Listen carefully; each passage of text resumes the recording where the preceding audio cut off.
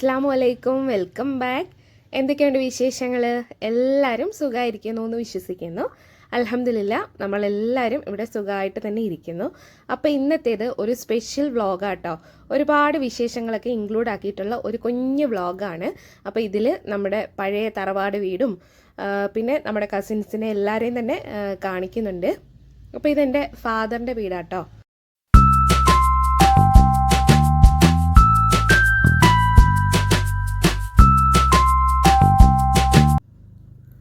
ഇന്ന് നമ്മളെല്ലാവരും ഇവിടെ കൂടിയത് ഒരു കുഞ്ഞ് വിശേഷം ഉള്ളതുകൊണ്ടാണ് കേട്ടോ. എൻ്റെ ഗ്രാൻഡ് മദർ മരിച്ചിട്ട് ഇന്ന് 2 വർഷം പൂർത്തിയാവുക കേട്ടോ.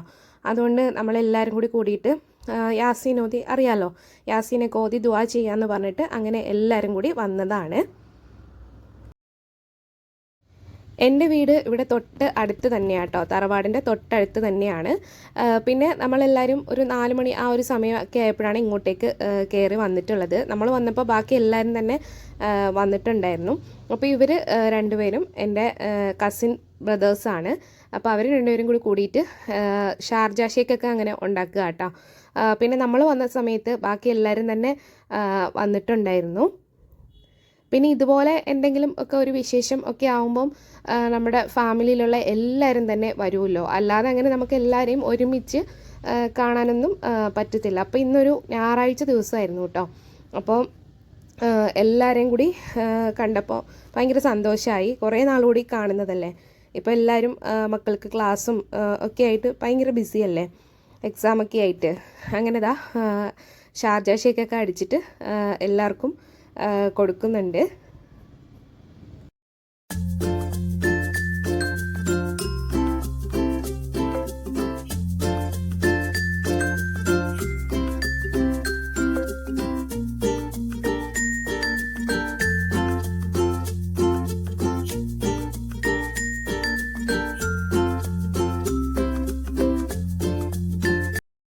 ഈ ഒരു വയലറ്റ് കളർ സാരി ഉടുത്തിരിക്കുന്നത് എൻ്റെ അമ്മച്ചിയാണ്. പിന്നെ അപ്പുറത്ത് നിൽക്കുന്നത് എൻ്റെ ഫാദറിൻ്റെ ബ്രദറിൻ്റെ വൈഫും മോളും പിന്നെ സിസ്റ്ററും ഒക്കെയാണ്.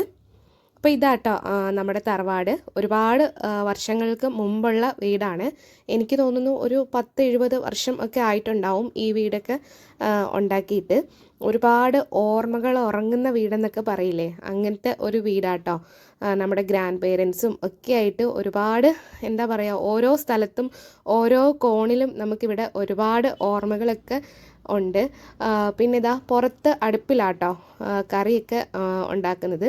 അപ്പോൾ വൈകുന്നേരം ഫുഡും കാര്യങ്ങളും ഒക്കെ ഉണ്ട്. പള്ളിയിൽ നിന്ന് ഉസ്താദും പിന്നെ നമ്മുടെ കസിൻസ് എന്ന് പറയുവാണെങ്കിൽ നമ്മുടെ വീട്ടിലുള്ള മക്കളും പേരമക്കളും മാത്രമേ ഉള്ളൂ. പക്ഷെ അവരൊക്കെ തന്നെ ആകുമ്പം കുറേ ആൾക്കാരുണ്ട് കേട്ടോ.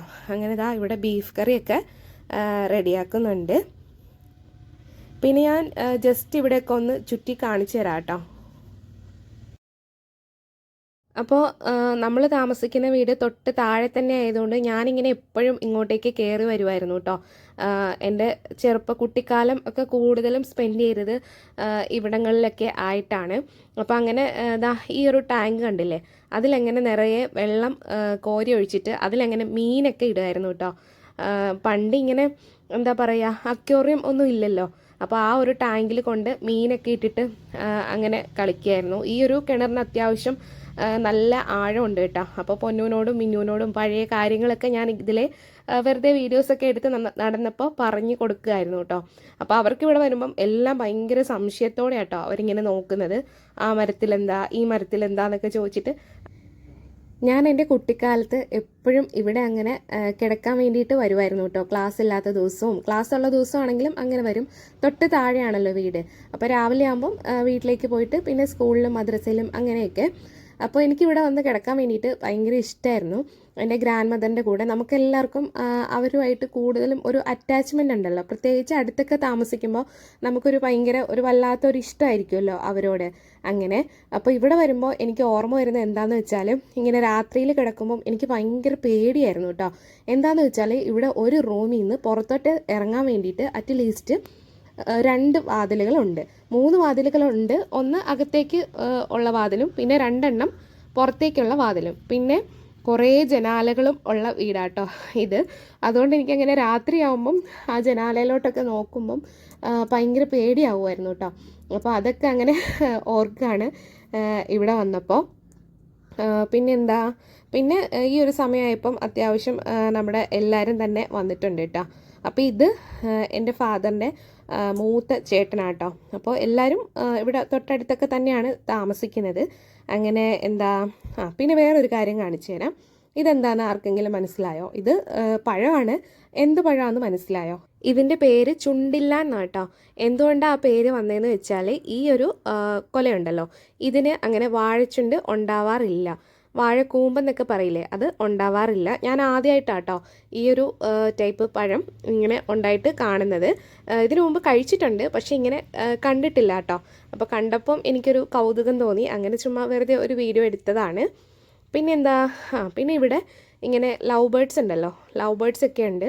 അപ്പോൾ കുറേ ബേർഡ്സ് ഒക്കെ ഉണ്ട് കേട്ടോ. പിന്നെ കുറേ എണ്ണങ്ങൾ ഇങ്ങനെ എന്താ പറയുക, മുട്ടയൊക്കെ ഇട്ട് വെച്ചിട്ട് ചെറിയ കുഞ്ഞുങ്ങളങ്ങനെ വിരിഞ്ഞ് വന്നിട്ടുണ്ട് കേട്ടോ. അപ്പോൾ പൊന്നും മിന്നും ഒക്കെ അതൊക്കെ അങ്ങനെ നോക്കി നിൽക്കുകയാണ്.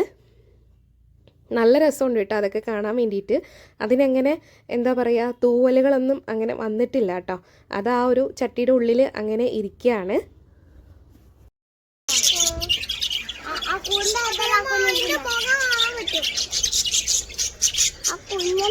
അയ്യോ ആ കുഞ്ഞ് ഇറങ്ങിയാണ്.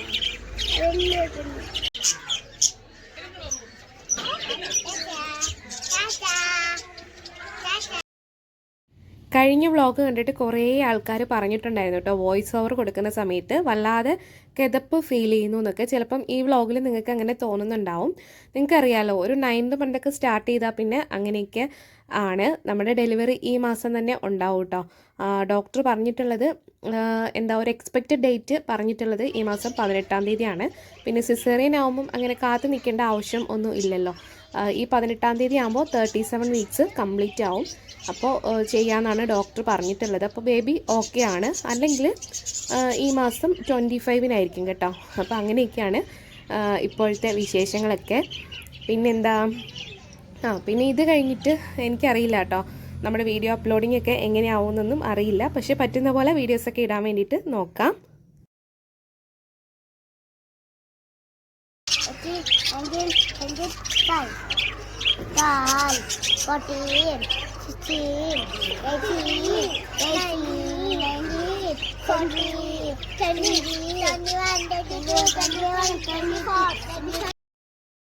അപ്പോൾ വൈകുന്നേരത്തേക്ക് വേണ്ടിയിട്ടുള്ള ഫുഡൊക്കെ നമ്മൾ വീട്ടിൽ തന്നെയാണ് കേട്ടോ റെഡിയാക്കുന്നത്. അപ്പോൾ ഇതെൻ്റെ ഫാദറിൻ്റെ ചെറിയ സിസ്റ്റർ ആട്ടോ.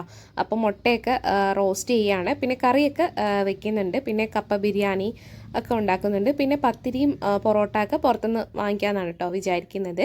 പിന്നെ വേറൊരു സംഭവം കാണിച്ചു തരാം. ഇതെൻ്റെ ഫാദറിൻ്റെ ഇളയ അനിയൻ്റെ മോളാട്ടോ, ഭീമ. ഇവള് ഇതുപോലത്തെ എന്താ പറയുക, ഫോട്ടോ ഫ്രെയിമൊക്കെ ഇല്ലേ, frame, gift hamper, gift box, നമ്മുടെ വേണ്ടപ്പെട്ടവർക്കൊക്കെ വേണ്ടിയിട്ട് നമുക്ക് ബർത്ത്ഡേക്കും ആനിവേഴ്സറിക്കും ഒക്കെ ഗിഫ്റ്റ് ചെയ്യാൻ പറ്റിയിട്ടുള്ള സംഭവങ്ങളൊക്കെ നന്നായിട്ട് ഉണ്ടാക്കും കേട്ടോ.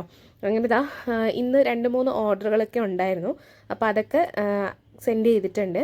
അപ്പോൾ ബാക്കിയുള്ള കാര്യങ്ങളൊക്കെ അങ്ങനെ പെട്ടെന്ന് ചെയ്തെടുക്കുക കേട്ടോ. അപ്പോൾ ഇതെന്താ, ഒരു ബർത്ത്ഡേയുടെ ഫോട്ടോ ഫ്രെയിമാണെന്ന് തോന്നുന്നു. പിന്നെ ഒരു വെഡ്ഡിങ് ആനിവേഴ്സറിയുടെ വർക്കുണ്ട്. അപ്പോൾ അതൊക്കെ അങ്ങനെ ചെയ്തുകൊണ്ടിരിക്കുക കേട്ടോ. അപ്പോൾ ഞാൻ ജസ്റ്റ് അങ്ങനെ വന്നിട്ട് ഒന്ന് വീഡിയോ എടുത്തതാണ്.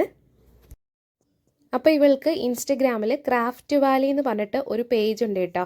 അപ്പോൾ അതിൽ ഈ ചെയ്തിട്ടുള്ള എല്ലാ വർക്കുകളുടെ ഫോട്ടോസൊക്കെ അപ്ലോഡ് ആക്കിയിട്ടുണ്ട്. പിന്നെ നിങ്ങൾക്കും ഇതുപോലത്തെ ഗിഫ്റ്റൊക്കെ നിങ്ങളുടെ വേണ്ടപ്പെട്ടവർക്കൊക്കെ കൊടുക്കാൻ ഇൻട്രസ്റ്റഡ് ആണെങ്കിൽ നിങ്ങൾക്ക് ആ പേജിലൂടെ കോൺടാക്റ്റ് ചെയ്യാം കേട്ടോ. അപ്പോൾ ആ പേജിൻ്റെ ഡീറ്റെയിൽസും കാര്യങ്ങളും ഒക്കെ താഴെ ഞാൻ ഡിസ്ക്രിപ്ഷൻ ബോക്സിൽ കൊടുക്കാം. പിന്നെ ഞാനങ്ങനെ കാര്യമായിട്ട് വീഡിയോസൊന്നും എടുത്തില്ല കേട്ടോ. ബാക്കി എല്ലാവരും വന്നപ്പോൾ പിന്നെ പെട്ടെന്ന് തിരക്കായിപ്പോയി. പിന്നെ ഇതാ വൈകുന്നേരം ആയപ്പോൾ പത്തിരിയും പൊറോട്ടയും ഒക്കെ കൊണ്ടുവന്നിട്ടുണ്ട്. പിന്നെ നമ്മുടെ കപ്പ ബിരിയാണിയും ഒക്കെ റെഡി ആയിട്ടോ. പിന്നെ മഗ്‌രിബൊക്കെ കഴിഞ്ഞിട്ട് പള്ളിയിൽ നിന്ന് ഉസ്താദൊക്കെ വന്നിട്ട് യാസീനൊക്കെ ഓതി എല്ലാവരും ദുആ ചെയ്തു.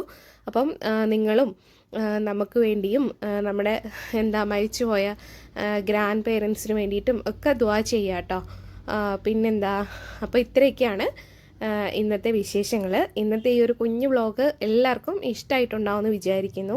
ഇഷ്ടമായിട്ടുണ്ടെങ്കിൽ ലൈക്ക് ചെയ്യാനും ഷെയർ ചെയ്യാനും കമൻറ്റ് ചെയ്യാനും പിന്നെ സബ്സ്ക്രൈബ് ചെയ്യാത്തവരൊക്കെ സബ്സ്ക്രൈബ് ചെയ്യാനും മറന്നു പോവരുത്. അപ്പോൾ ഇൻഷാ അല്ലാഹ് വീണ്ടും നല്ലൊരു വ്ളോഗുമായിട്ട് നമുക്ക് ഉടനെ തന്നെ കാണാം. അതുവരേക്കും ടേക്ക് കെയർ, ബൈ.